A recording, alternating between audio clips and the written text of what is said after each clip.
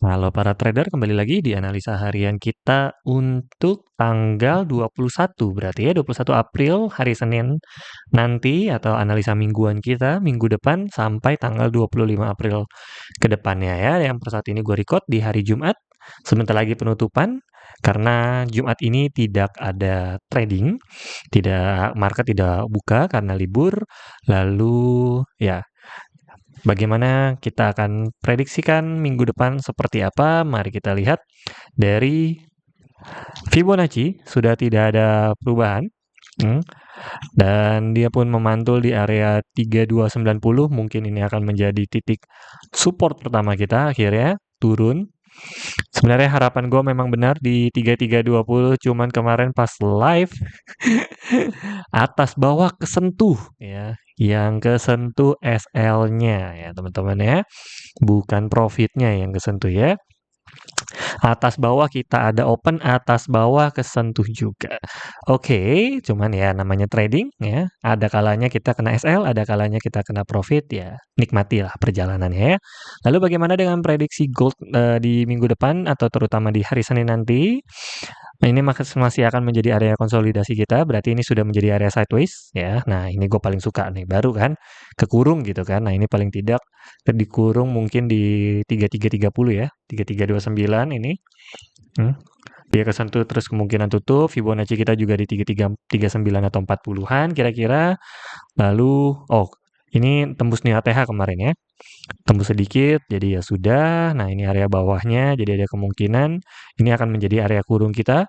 Jika di hari Senin nanti tidak ada news, ya maka kita bisa cari buy seperti biasa di 3291 atau kita bisa cari sell di 3330. Kita akan cari cuan yang lebih banyak di minggu depannya karena sini sudah menjadi area sideways dan memang cara trading gua adalah sideways. Jadi kalau misalnya tembus break support ataupun ATH memang bukan cara tradingnya gua gitu ya. Gue lebih suka mainnya di area sideways seperti ini. Oke, mari lanjut kita lihat news terlebih dahulu. Minggu depan ada news apa saja?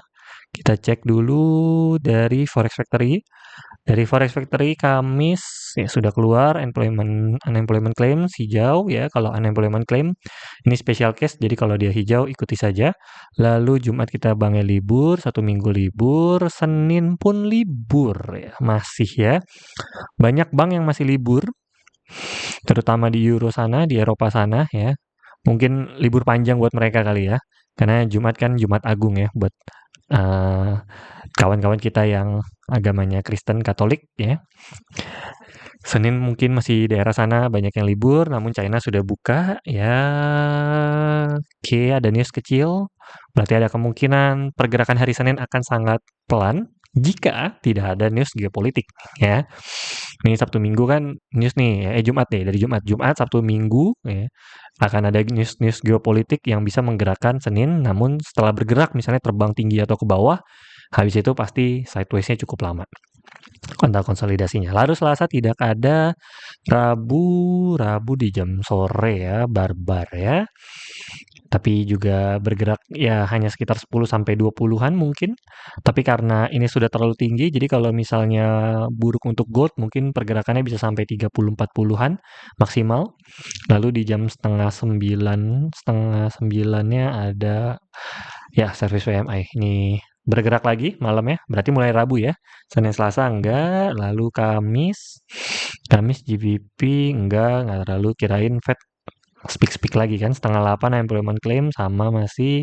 Lalu Jumat tidak ada, berarti minggu depan tidak ada news yang terlalu berat, aman-aman saja. Lalu news-news apa saja yang perlu kita pantau di minggu depan untuk geopolitiknya? Faktor berita pertama ya menurut ChatGPT yaitu koreksi harga hari ini itu terjadi karena memang aksi ambil untung investor ya, makanya terjadi penurunan. Dan sudah cukup tinggi lah ya, sudah sangat tinggi bahkan tiba-tiba dalam 1 hari, 2 hari itu naik $100-200 tuh gede banget ya. 0,6% hitungan hari loh. Berarti ini besar kemungkinan akan turun karena prediksi rata-rata orang kan per tahun terutama untuk yang investor sudah besar gitu ya, itu paling 4%, 5%. Ini dalam 1 hari 0,6% kan udah tinggi banget ya. Berarti ini yang taking profit nih berharap turun gitu. Turun mungkin ke berapa baru mereka beli lagi nantinya. Tapi istilahnya ini sudah sangat cepat dalam hitungan hari sudah mencapai 0,6%. Lalu peringatan, Fed masih tarif ya, tarif baru Presiden Donald Trump ini masih menjadi ya aset emas ini masih mendorong investor untuk beli, berarti emas masih naik tinggi. Lalu prediksi kenaikan harga juga naik lagi mencapai 4.500 jika resiko resesi meningkat. Berarti beneran US diprediksikan akan resesi. Gue udah bilang berkali-kali, gue paling takut gold terlalu tinggi karena Amerika Serikat bisa resesi dan itu bahaya banget untuk ekonomi secara global, tapi ya mungkin memang harus terjadi di tahun ini kan, ya. Jadi yang krisis ekonomi bukan hanya Indonesia saja ya kawan-kawan ya, ini menyeluruh ya. Permintaan fisik yang beragam, mulai dari India menurun karena harga tinggi, ya India udah nggak mau beli lagi ya, sementara Tiongkok, China masih tetap beli. China sih nyetok terus loh, parah loh. Dan dia aneh loh dia. Dia bener-bener beli di New ATH. Tiap jebol New ATH dia beli. Dari 29. Orang beli di bottom ya. Atau pas lagi di bawah cicil. Ini enggak. Begitu tembus ATM, apa berada di ATH gitu ya. Di area tertingginya malah beli mereka. Nambah terus. Mencerminkan permintaan yang kuat di pasar tersebut ya. Ini China memang agak-agak nih ya. Perlu dipertanyakan, ini pasti punya strategi tersendiri dia, kenapa dia beli di harga tertinggi ya. Oke, lalu kita pantau terlebih dahulu dari Fed-nya di sini ya, ketegangan perdagangan Amerika Serikat dan Tiongkok sudah memuncak, berarti memang ya Amerika Serikat dengan China ini memasuki fase gelap. Paling gelap berarti akan ada news besar di antara Sabtu Minggu ini Senin mungkin jika memang ada news yang besar banget yang mungkin mampu menggerakkan gold. Ya, jadi gua akan update lagi ya mungkin untuk analisa harian ya video kali ini mungkin untuk analisa mingguannya, newsnya sampai 25 April. Jadi kalau misalnya ada updatean ya mungkin gua akan share di Telegram kita atau gua akan share mungkin akan bikin video lagi khusus untuk membahas news di hari Senin nanti tanggal 21 jika memang ada gitu ya yang mempengaruhi pergerakan gold. Oke, berarti besok bagaimana Bang? Berarti besok kita akan pantau masih berada di area sini terlebih dahulu mungkin akan loncat ke atas atau ke bawah, harapannya ke bawah. Karena kalau ke atas gua bingung lagi, tidak ada lagi resistennya ya. Mendingan dia atau dia berada di area sini aja ya, 3339 sampai 3256 ini kan area Fibonacci ya. Sedangkan yang putih ini kan area support resist kita. Ya, kita akan TP-nya kita akan open-nya di daerah mana. Nah, berharapnya mungkin kalaupun loncat hanya di daerah sini saja, jangan ke atas ya. Karena kalau ke atas agak susah gue tradingnya, jadi mendingan di area sini baru kita bisa cari profit untuk minggu depan, terutama di hari Senin nanti.